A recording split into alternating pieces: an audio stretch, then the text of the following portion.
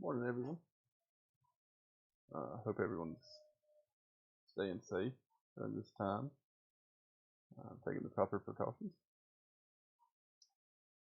I know in my last upload, um, I said that you wouldn't have to see my face anymore. Unfortunately, that software proved to be beyond my comprehension, and there were some technical difficulties. This software, I know, unfortunately, you will have to see my face. I'll be a tiny uh, picture, but still, you can cover it up on your computer screen if you want to think it. So for this week, we're going to go from Chapter 6 in the American YAWP, the New Nation, to Chapter 7, the Early Republic. This is as formative as the latter part of the 18th century was to the notion of an American nation. The transition from 18th to 19th century is equally as important. For the 18th century, we went over, excuse me, a confederation of British colonies, then post-Revolutionary War, a confederation of American colonies, then post Shays' Rebellion and the ratification of the Constitution, a unified American nation, or should I say uniform American nation. And the uniform American nation that was presented with some difficulties early on. Form of the Whiskey Rebellion, the French Revolution, the French Revolutionary Wars between Britain and France. Those all proved to be equally important problems for this new American nation. Were they dealt with well? No. But they were dealt with, and in doing so, the leaders of the American government proved to not only itself not only to its citizens, rather, but also to foreign entities, that there was a new nation on the scene. It wasn't a world power. Do you remember the reason why Washington stressed neutrality between Britain and France? The standing army was a very gray matter. Did we have one? Yes. Was it tiny? Yes. The financials, right? We absorbed all the debt from the states, mostly northern states, but still states after the Revolutionary War, consolidated them in the Bank of the United States. So we have $71 million in debt in 1791. Nothing to sneeze at, right? It's crude, but so far it's seeming to work to paint or portray a picture of a new independent nation, a new independent republic at that, and that's where we're going to go today. What does that mean? That early republic, right? We'll give the American leaders, a free pass, right, from the last 15 years of the 18th century, because yes, even though they wanted to stress all the good talk that they talked about in the Constitutional Convention and so forth, the freedoms, meritocracy, the democracy, the republicanism, they had to get the nation up and running. They had to get it uniformed, consolidated, unified, and up and running into a country, nation that could be presented to the rest of the world, that could barter with the rest of the world, um, and that could be seen as something that um,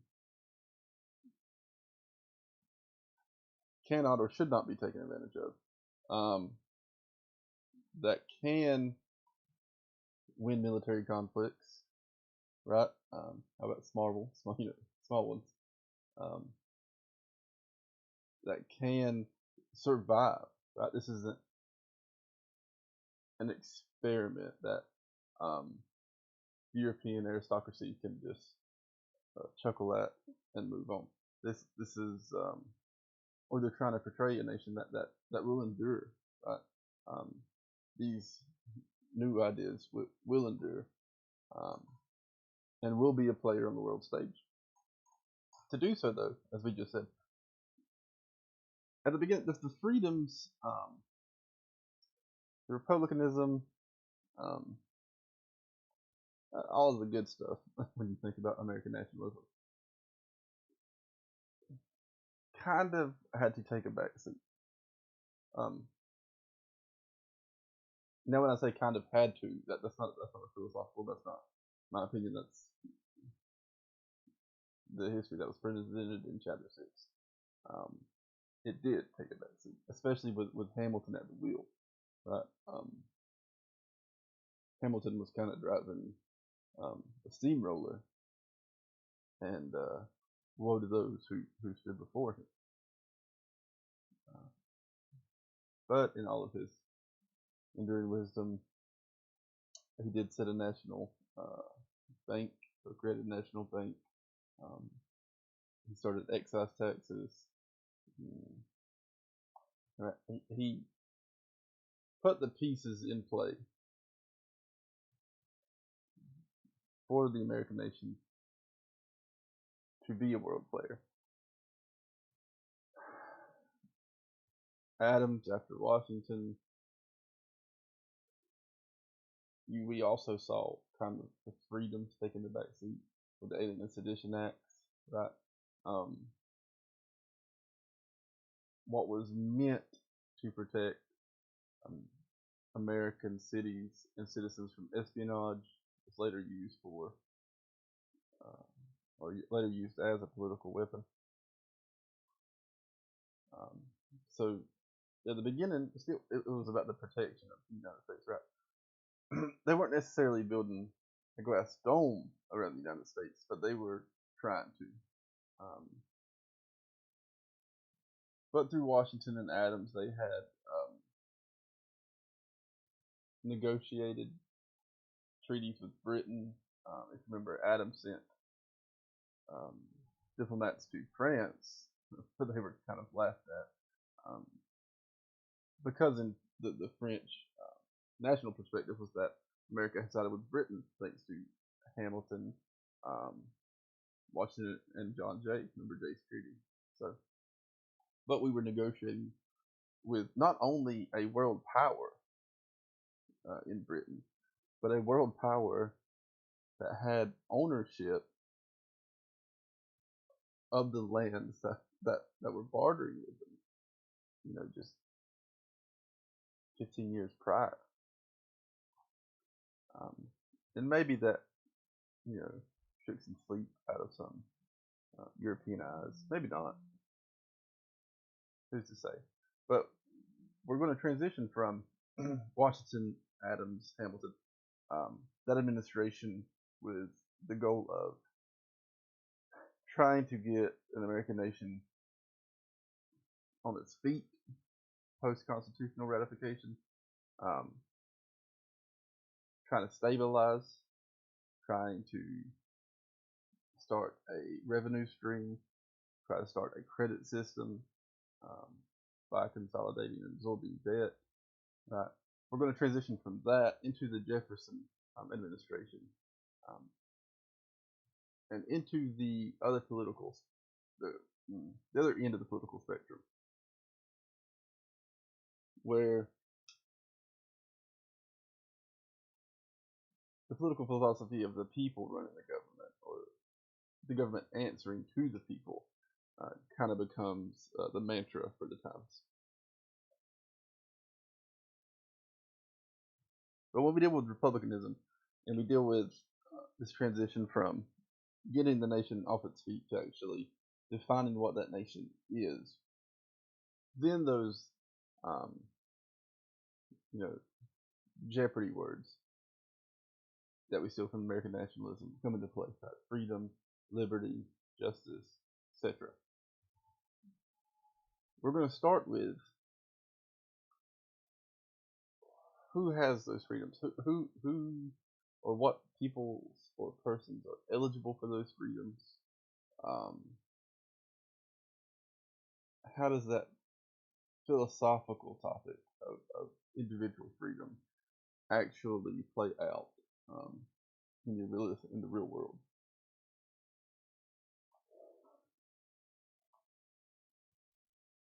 And we're going to start with free and enslaved Black Americans and the challenge to slavery.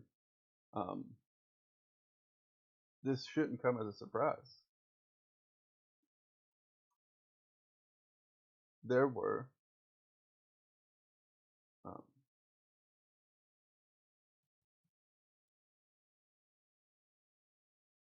okay. Let's go off on a tangent here. Just to kind of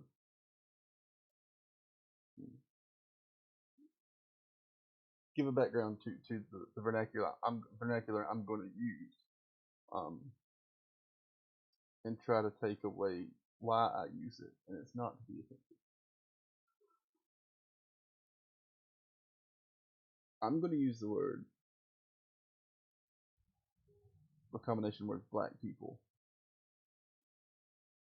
um, when talking about people who participated in the American Revolution that were black. And the reason I'm going to say black people instead of black Americans is because at the time, uh,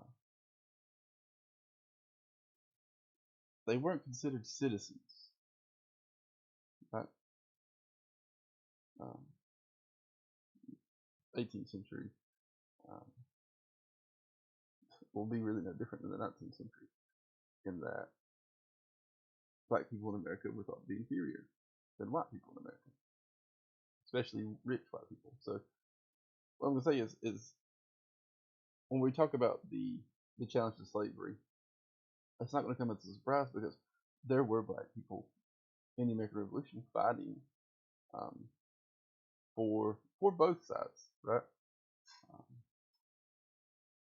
Britain offered slaves freedom for siding with the British, um, but there were also black people who fought for the colonial side.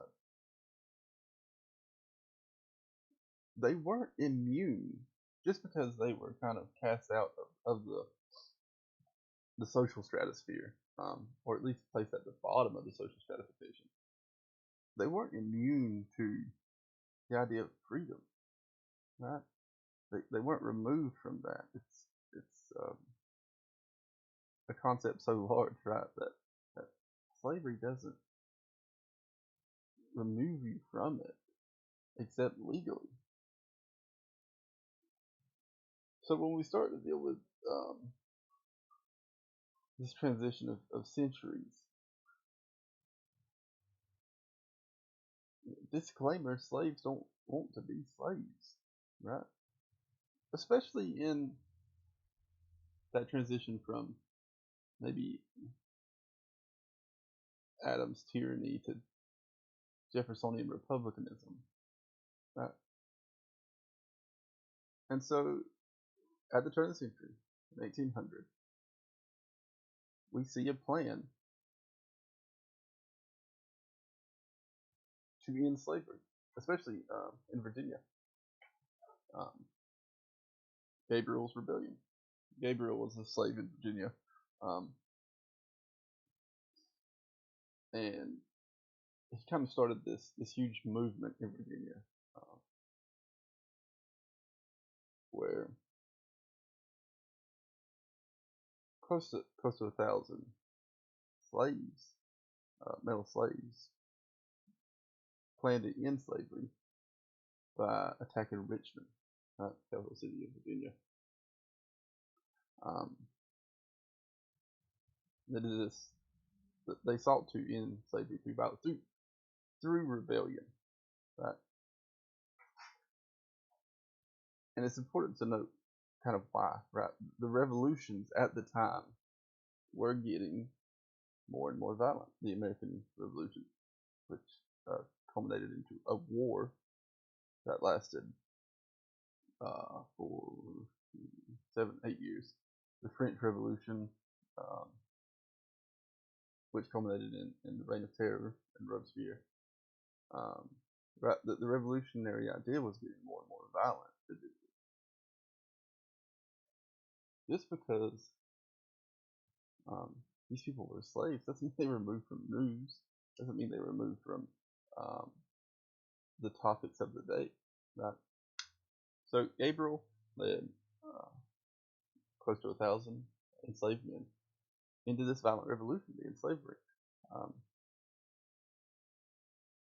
or the plan was that some of those men would set fires in warehouses, in the city's warehouses, to create a diversion, while others would attack the citizens of Richmond, the white residents of Richmond, seize some weapons from armories, and then capture the governor, James Monroe, who will obviously come up later.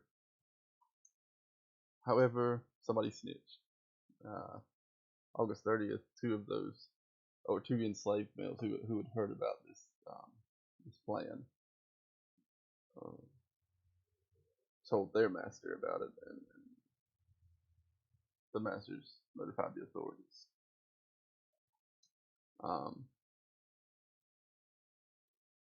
There was some inclement bad weather in Richmond.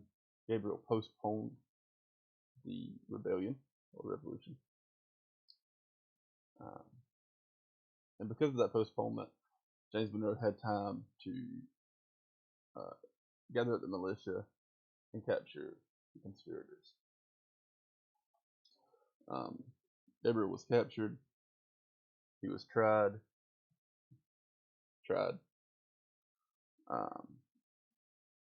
and executed. He was hung along with 25 others.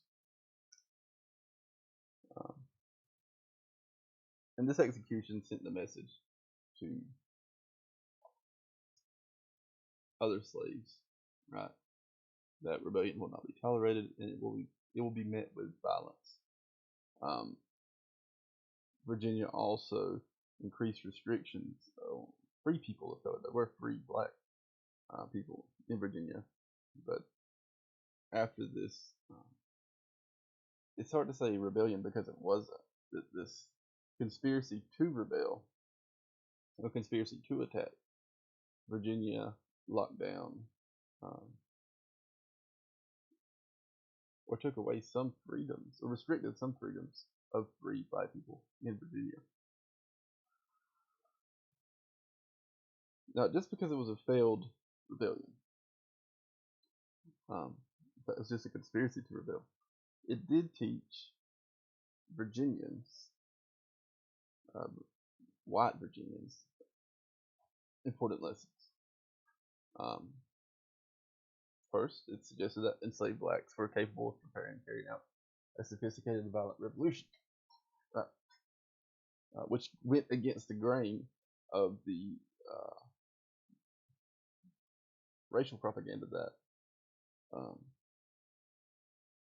blacks didn't have the intellectual capacity to do so. It kind of bucked the idea of white supremacy. It also demonstrated that white efforts to suppress moves of other slave revolts had failed. Especially the Haitian Revolution, which is probably where Gabriel got the idea. The revolutions of the time were not necessarily white against white. The Haitian Revolution was increasingly important to the idea of violent slave revolution to end slavery. And Haiti or the Haitian Revolution was a perfect example of this. Um,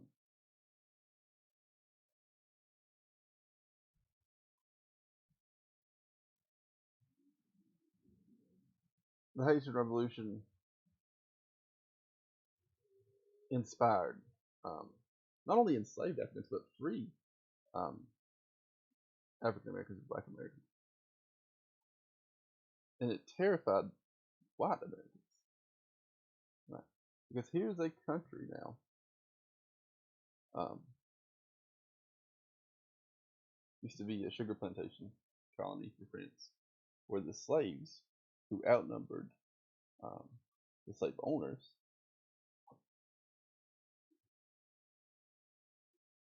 violently took the island for themselves. They rebelled against the slave owners.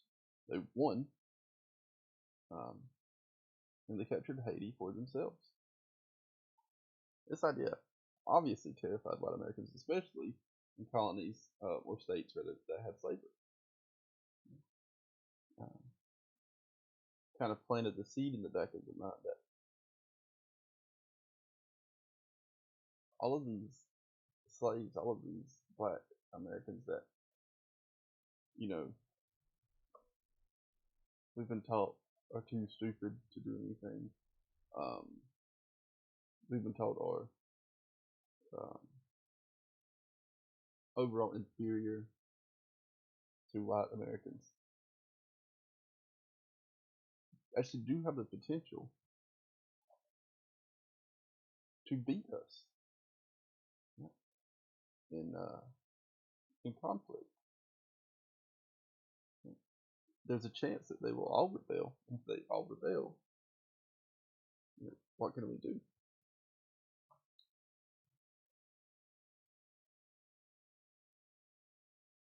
Um,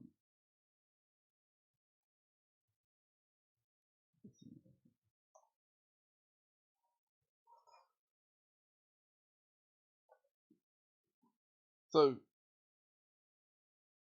obviously inspired both free and enslaved black Americans, who said this. To the free people of color though, who embraced the revolution, they embraced the Haitian Revolution. They understood it as a call for quote full abolition and the rights of citizenship denied in the United States. Um, when you take away the arguments that were used, the racial arguments that were used, that black people were intellectually inadept, um, or intellectually hindered, um, or could not organize, or could not unionize, so they didn't use the word. When you take away those arguments, especially when you look at the Haitian Revolution, which took away those arguments, the denial of rights, of equal rights, starts to become larger and larger. Um, and for free uh, black Americans in the United States, they start to see the gross injustice of the government's denial to grant them the same rights as their white neighbors. Um, see what was Haiti and the activism that inspired sent the message that enslaved and free blacks could not be omitted from conversations about the meaning of liberty and equality. Their words and actions on plantation streets and independent page left an indelible mark on early national political culture. Right? Everyone's talking about freedom. Everyone's talking about liberty. Everyone's talking about equality. The free black Americans are seeing themselves being locked out of that conversation. They're seeing themselves being left out of that conversation through white racial propaganda. And what they're trying to do is they're trying to look at Haiti. Right? We're not stupid. We're the same as you. We're people. We can have we can participate in the revolution, um, just like white Americans participated in the revolution, just like this white French participated in the revolution. Right? There's no difference, and if there's no difference, the argument for um, leaving out Black Americans in these conversations, these larger philosophical conversations that are happening um, in the 19th century over republicanism, um, individual rights, and liberties.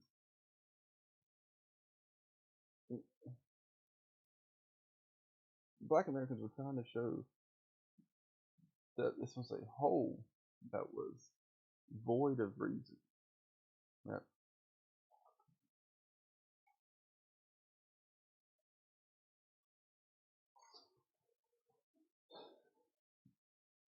However, because that the idea of white supremacy, if you remember back in um, uh, the justification of slavery to begin with the Curse of Ham, because that had been propagated so long, white government leaders looked at the Haitian Revolution in a far different manner than how the Black Americans were trying to get them to see it. So PowerPoint says the Black activism inspired by Haiti's revolution was so powerful that anxious white leaders scrambled to use the violence of the Haitian revolt to reinforce white supremacy and pro-slavery views. Right? The Haitian Revolution was violent, as was every revolution that we have talked about. Um,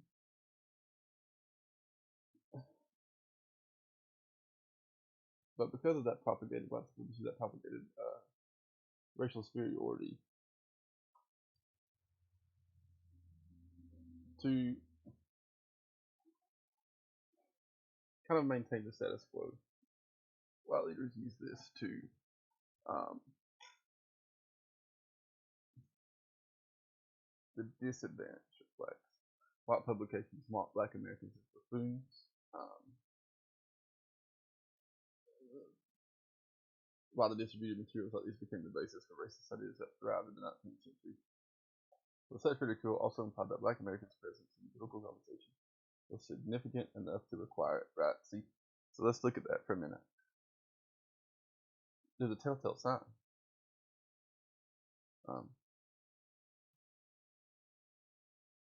If we take that, the propagated racial superiority, that people actually believed it, um, then what was the need to reinforce it, if that makes sense?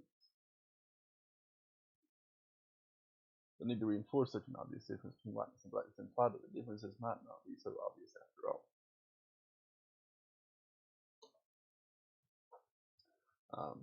Mr. Moss comes into the picture. Uh, and this is a pretty funny story. He was a slave in Virginia. Um, and he started to have these white spots appear on his body, turned invisibly white within 3 years. As his skin changed, Moss marketed himself as a great curiosity in Philadelphia and soon earned enough money to buy his freedom.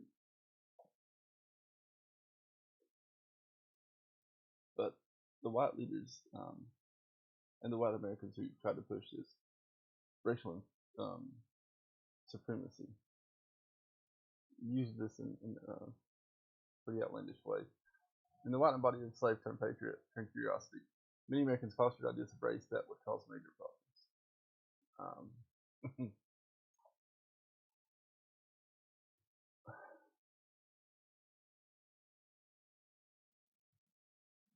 They propagated Mr. Moss as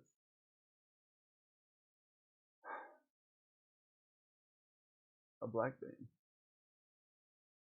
who was proof of the inferiority of black people against white people. But because he was so good, because he was so smart, he turned white. And now he could have the freedoms of a white person. And this idea that black people can turn white. You know the saying. The individual is usually intelligent. but the group is usually stupid. Point in case. First decades of the new American Republic coincided with a radical shift in understandings of race. Politically and culturally, Enlightenment thinking fostered beliefs in common humanity, the possibility of social progress, the remaking of oneself, and the importance of one's social and ecological environment. We talked about this, the influence of the Enlightenment thinking.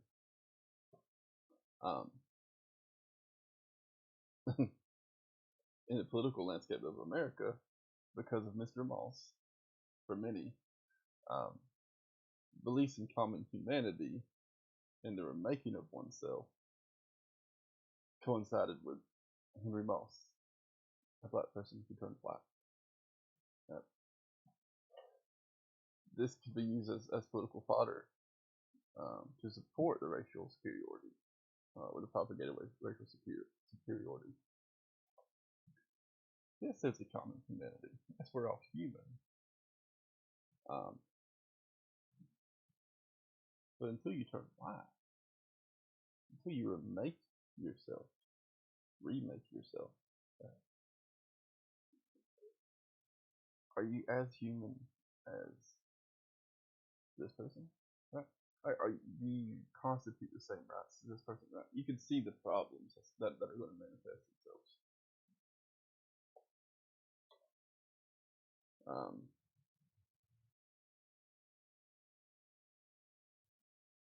And here we start to see the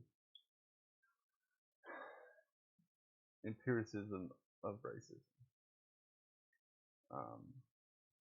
Attention arose due to Enlightenment thinkers' desire to classify and order the natural world. This is empiricism, the empirical movement. These men and others created connections between race and place as they divided the racial types of the world according to skin color, cranial measurements, and hair. They claimed that years under the hot sun tropical climate of Africa darkened the skin and reconfigured the skulls of the African race, whereas the cold northern latitudes of Europe owned and sustained the Caucasian race. Right? This is kind of a precursor to adaptation, but let's see where it goes.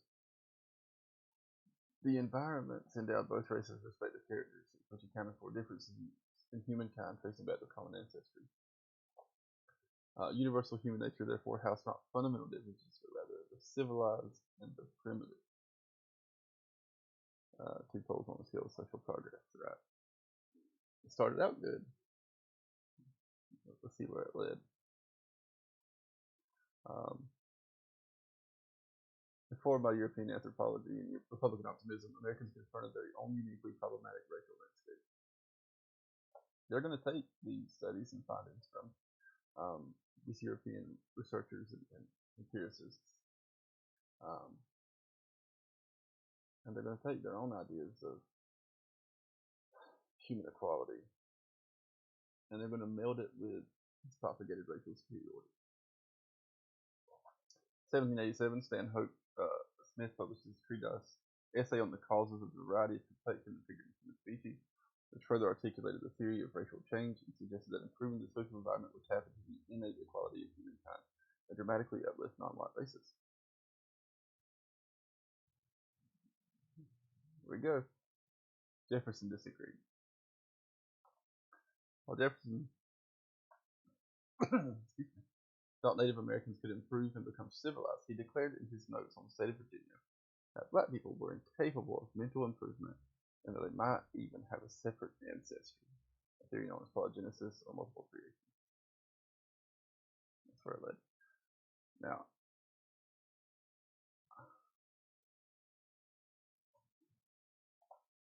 I think we all know I like Jefferson more than him, but Jefferson was not including everyone in his ideas of republicanism. But you also have to remember that Jefferson was a slave owner. He was the top 10 largest slave owners of Virginia. It affected him personally. It affected his income personally. To say that, of course, black people should have the same rights as white people. Of course, they should be in the conversation of individual rights and liberties that we have in America. Now, whether that personal um, affection, uh, affection with me, a person, whether that personal affection played a larger role in his ideas on race, or whether the propagated racial superiority played more so. You can debate that, but they both coincided in Virginia. Jefferson was a famous Virginian. Many Americans believed nature had made the white and black races too different to peacefully coexist. They viewed African colonization as a solution to America's racial problem.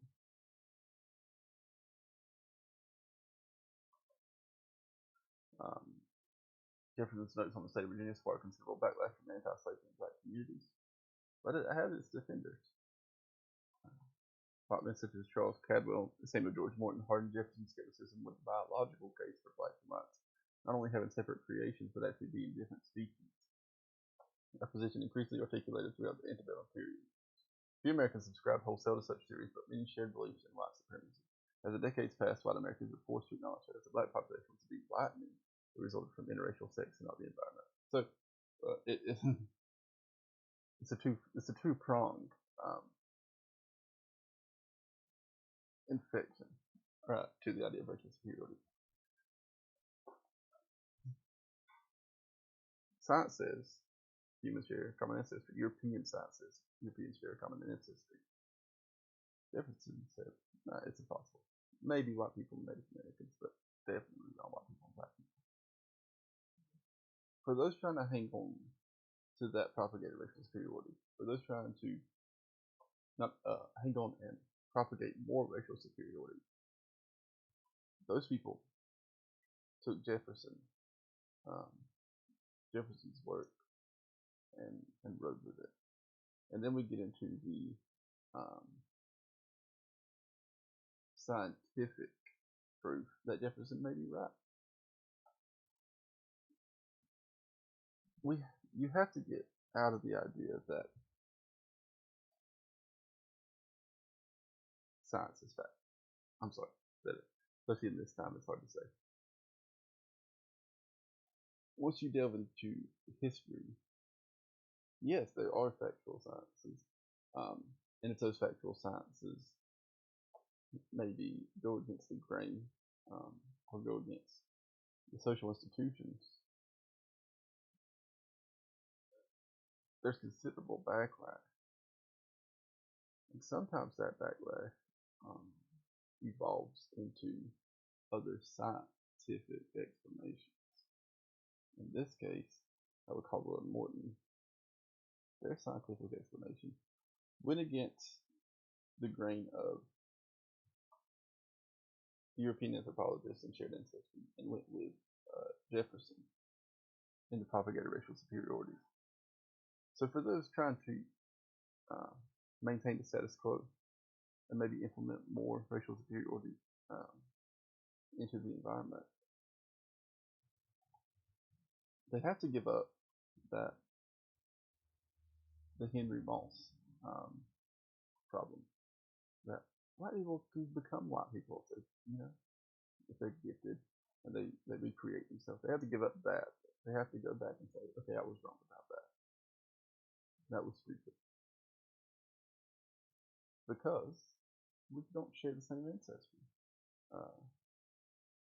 We're not the same species, so you can't become white. Right? And this is all going on amidst the conversations of individual rights and liberties. And because, not everyone believes this, as the PowerPoint says, and as we take the test. But it was large enough, especially in the states that were trying to maintain the racial status quo, the racial superiority, that they let it ride. And because they let it ride, and not only did they let it ride, they propagated it. But because they let it ride and propagated it, it's going to impact the political landscape, of the United States.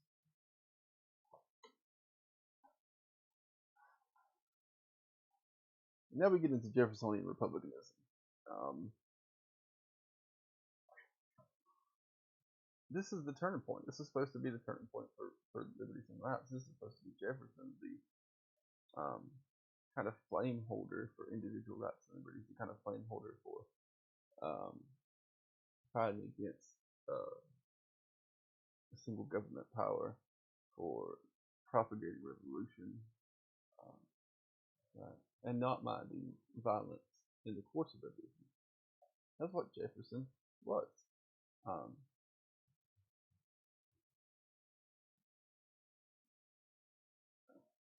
and his ascension to the presidency, his ascension to power, was supposed to be that culmination of his ideas being played out in the American political landscape.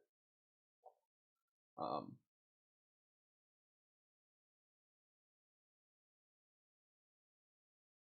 Now, because Jefferson, as we just seen, propagated that racial superiority, um, it wasn't going to happen for Black Americans or Black people in America.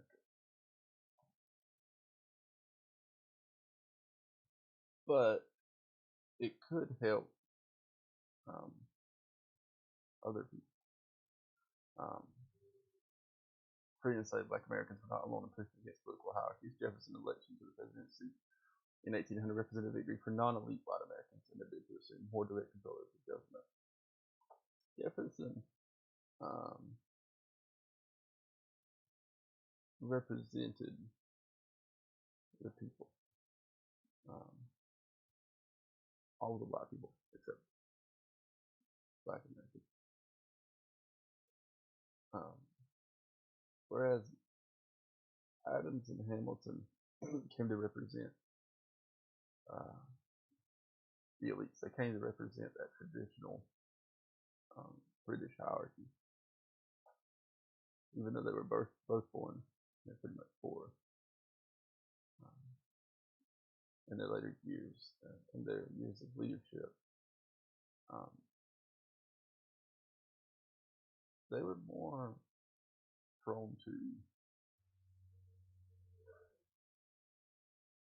give position of power to those well-to-do people that were well-to-do. Jefferson was supposed to, is propagated as trying to buck that system. Elites had made no secret of their hostility towards the direct control of government by the people. And both private correspondence and published works, many of the nation's founders argued that pure democracy would lead to anarchy. This was a huge in the Constitutional Convention, a convention that took place when Jefferson was out of the country, or the ratification which took place when Jefferson was out of the country, probably on purpose. This idea that historically democracies don't last. The idea that if we let everyone, including those who were uneducated, have a voice in the government, the nation wouldn't last very long.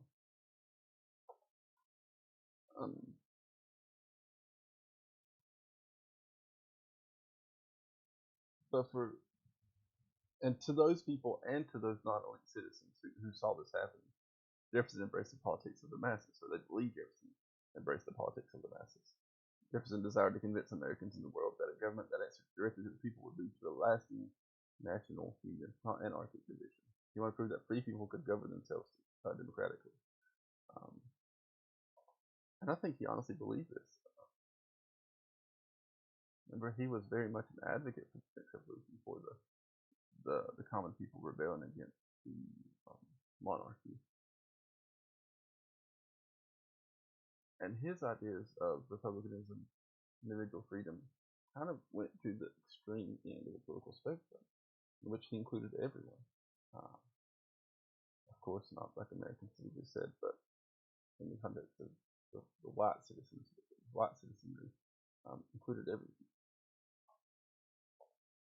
Jefferson set out to differentiate his administration from the Federalists. Remember, he's a Democrat Republican, and this is where it comes from. He wants a Republican government with the voice of with the democratic voice of the American people. He defined American Union by the voluntary bonds of fellow citizens towards one another and towards the government.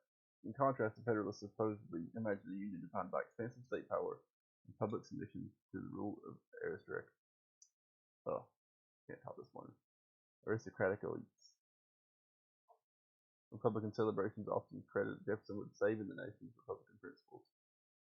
In a move that enraged Federalists, they used the image of George Washington, who had passed away in 1799, linking the Republican virtue Washington epitomized to the democratic liberty Jefferson championed.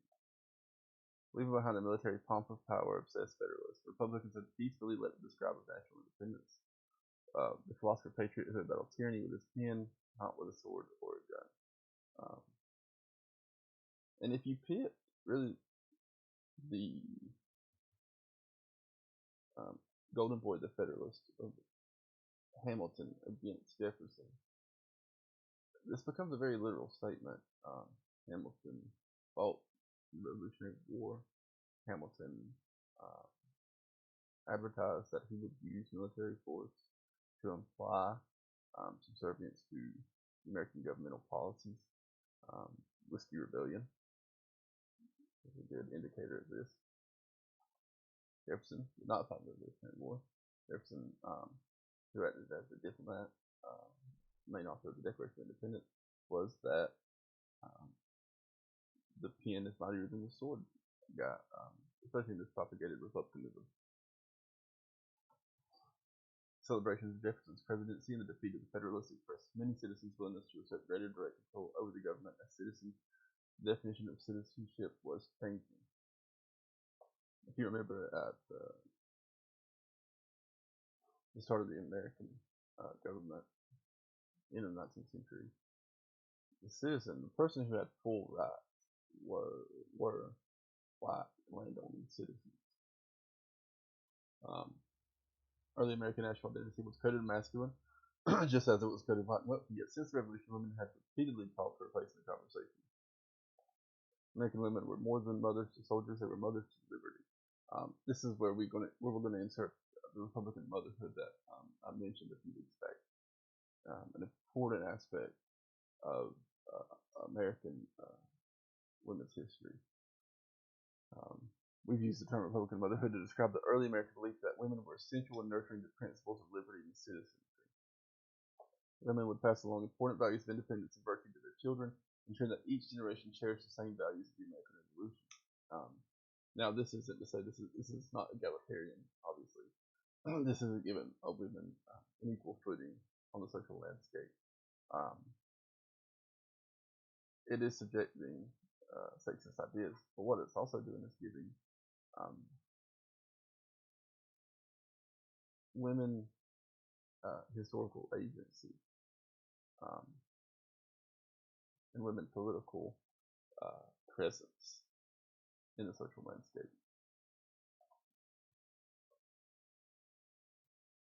Buttressed by robust public support, Jefferson sought to implement policies that reflected his own political ideology. He worked to reduce taxes.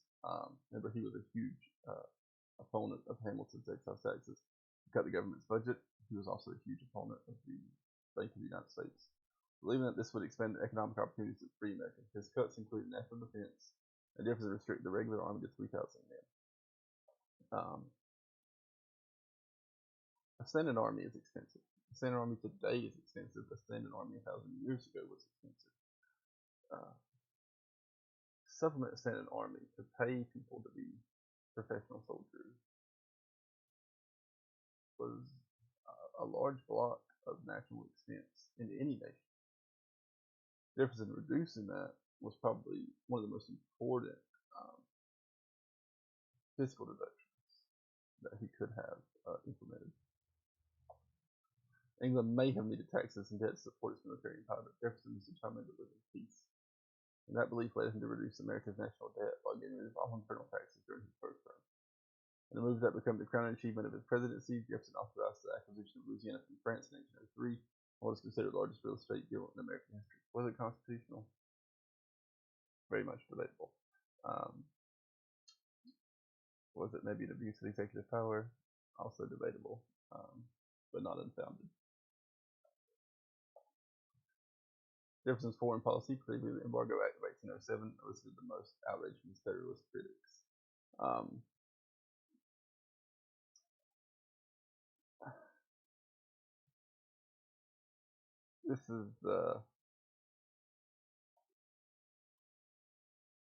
this is Jefferson at his finest. As Napoleon Bonaparte's armies moved across Europe, Jefferson wrote to a European friend that he was glad that God had divided the dry lands of the hemisphere from the dry lands of ours. He said, "Here at least be there peace." While he was a proponent of the French Revolution, um, how it ended, uh, or how it was going, especially during his time as president, he may have backed off um,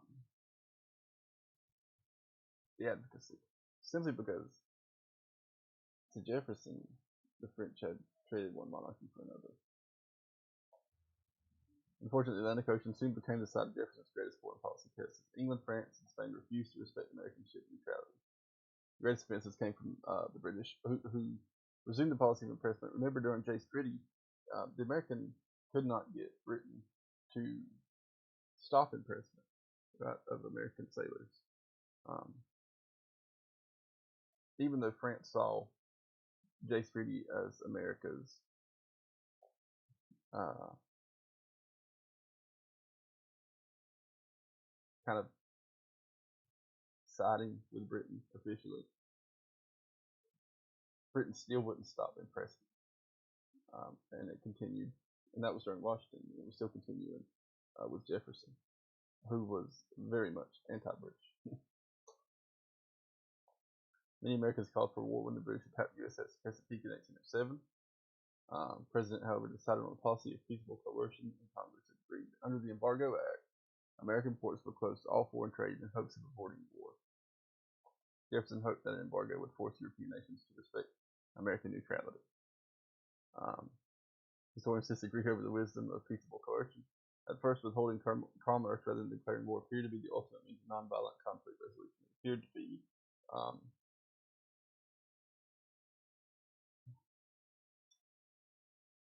It appeared to be an intelligent way of handling.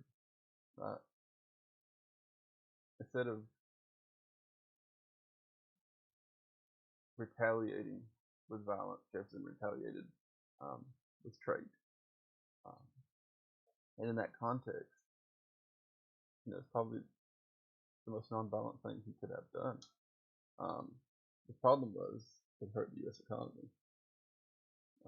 Even Jefferson's personal finances suffered. When Americans resorted to smuggling their goods out of the country, Jefferson expanded governmental powers to try to enforce their compliance, leading some to label him a tyrant. We see this kind of Adams tradition, right, where Adams was trying to protect the American people against French espionage with the Alien Sedition Acts. Maybe what started with good intentions eventually culminated in political tyranny, or the ability to use political tyranny. The same with Jefferson and the Embargo Act. He wanted this to be nonviolent, but he wanted everyone on board, right? This unified front. And when Americans who were hurting, their finances were hurting because of a decision he made, he tried to forcibly stop it through the use of governmental powers, which kind of goes against the grain of his Republican ideal. Criticism of Jefferson's policy reflected the same rhetoric his supporters had used earlier against Adams and the Federalists. Federalists attacked the American Philosophical Society and the study of natural history, believing both to be too saturated with Democrats and Republicans, but probably weren't wrong. Some Federalists limited the alleged decline of educational standards for children. Moreover, James Callender published accusations that Jefferson was involved in a sexual relationship with one of his slaves. We know that pretty much to be true. So, at the beginning of the 19th century, it's hard to imagine that the Federalists would come back into power. That the Federalists would have a large voice in the political landscape, especially through Adams and Hamilton, who kind of demonstrated their top-down political philosophy, or top-to-bottom political philosophy. And Jefferson represented the populist idealism, or the populist ideology. But in practice, as it happens so often,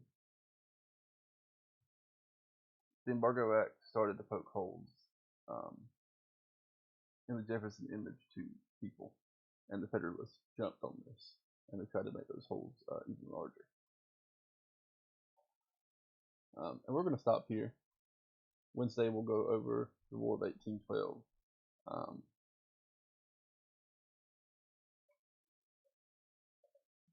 And maybe, not all the military hoopla, but the importance it had on the political landscape of the United States, how it shaped the United States of America, and how maybe that shift from the Federalists to the Democrat Republicans, how it kind of culminated with the War of 1812.